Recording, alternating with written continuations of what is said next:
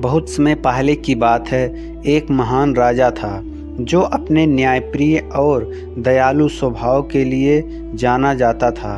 उसके विशाल राज्य में प्रजा सुख और शांति से रहती थी।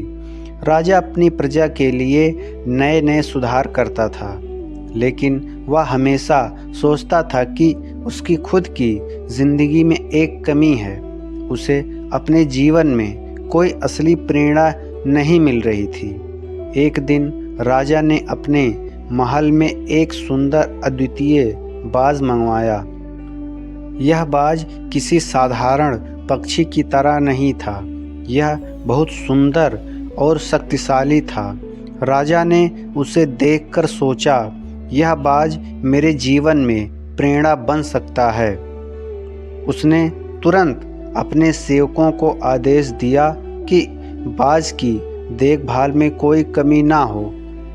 बाज के लिए एक बड़ा सुंदर पिंजरा तैयार किया गया, जहां उसे रोज अच्छा खाना और पानी दिया जाता। लेकिन राजा ने देखा कि बाज कभी उड़ने की कोशिश नहीं करता था। वह दिन भर पिंजरे में बैठा रहता और सुस्त सा दिखता। यह देखकर राजा को निराशा होने लगी। राजा ने राज्य के सबसे कुशल प्रशिक्षकों को बुलाया और उन्हें बाज को उड़ने की कला सिखाने के लिए कहा।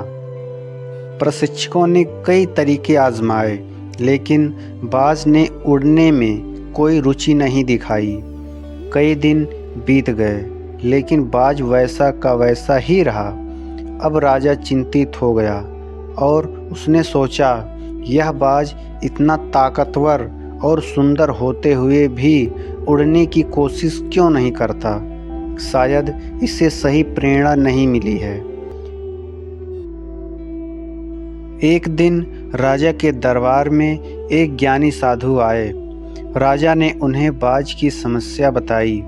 साधु मुस्कुराए और बोले, महाराज, यदि आप मुझे अनुमति दें तो मैं इस बाज को उड़ने के लिए प्रेरित कर सकता हूँ। राजा ने खुशी खुशी उन्हें अनुमति दी। साधु ने बाज को ध्यान से देखा और उसे अपने साथ ले गए। अगले ही दिन राजा को खबर मिली कि बाज आसमान में ऊंचाई तक उड़ रहा है। राजा को अपनी आंखों पर यकीन नहीं हुआ। वह भागकर बाहर आया और देखा कि बाज सचमुच नीले आसमान में गर्व से उड़ रहा था। राजा ने साधु से पूछा, महात्मा, आपने ऐसा क्या किया जिससे यह बाज उड़ने लगा? साधु ने मुस्कुराते हुए जवाब दिया, महाराज, मैंने कुछ विशेष नहीं किया। मैंने बस इसे उस डाल से नीचे उतार दिया जिस पर यह हमेशा बैठा रहता था। बाज को अपनी आदतों और सुरक्षित क्षेत्र से बाहर आना पड़ा। जब इसे एहसास हुआ कि इसके पास उड़ने के अलावा और कोई विकल्प नहीं है, तो इसने अपनी शक्ति और क्षमता को पहचाना। दोस्तों, वीडियो पसंद आए तो लाइक करना, चैनल को सब्सक्राइब करना। मिलते हैं फिर अगली किसी ऐसे ही कहानी के साथ। तब तक के लिए नमस्कार।